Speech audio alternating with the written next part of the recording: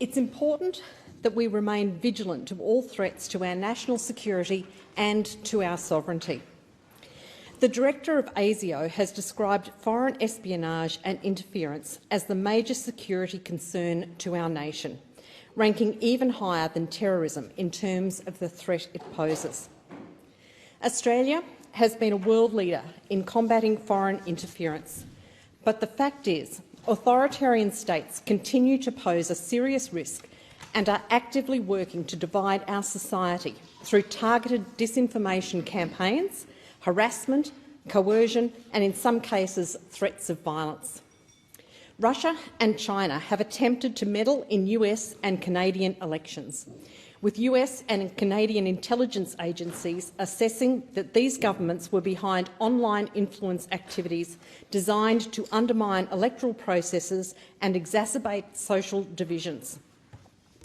But these two nations are not the only potential threats, and I'm sure that all members of this place were deeply concerned when it was revealed in August last year that Cambodia's Hun Sen regime had divided Australia into 7 zones, each controlled from Phnom Penh by a high-ranking military officer or official in the regime, in which Cambodian Australians are rewarded for allegiance to the dictator or singled out for punishment as traitors.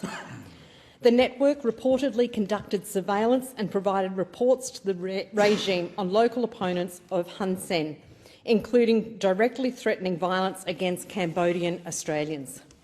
This includes former Labor state MP for Clorinda, Hong Lim, and other elected representatives.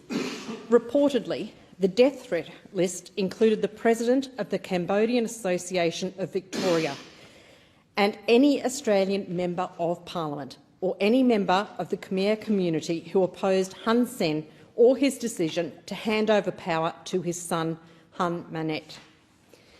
When Australians are fearful of voicing criticisms about a foreign regime, we have a serious problem, one that cannot be allowed to stand.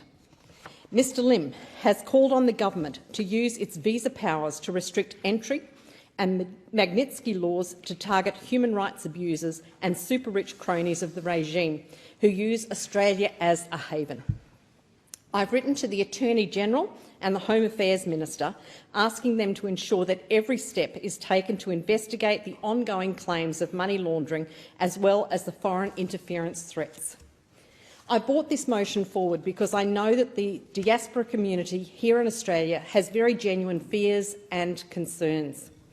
As a nation, Cambodia has a tragic past, and the hope of democracy ran high as the Paris Peace Agreement in 1991. However, what has resulted is a form of play-acting democracy, with Hun Sen consolidating power in Cambodia over the past 38 years. Just 8 days ago, the Cambodian People's Party claimed a landslide victory in national elections, which have been described by critics as the country's least free and fair vote in decades.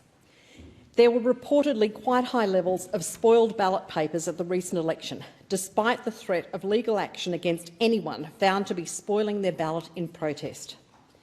The only party that was capable of challenging Hun Sen's rule, the Candlelight Party, was banned from the election on a technicality in May. A similar situation occurred with the then opposition party just before the last election. In February, Cambodia's Voice of Democracy, a local news outlet run by the Cambodian Centre for Independent Media, was shut down by the Prime Minister. This sort of violent crushing of opposition, deliberate silencing of dissent and planned transfer of power is anything but democratic. It would take more time than I have today to outline the long list of concerns that have been raised with me about the conduct of the regime and the impact on the community here in Australia.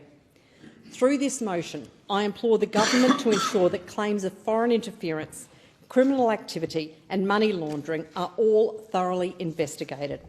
Australia must stand firm in its commitment to fair elections in the region and our insistence on the upholding of basic human rights and freedoms.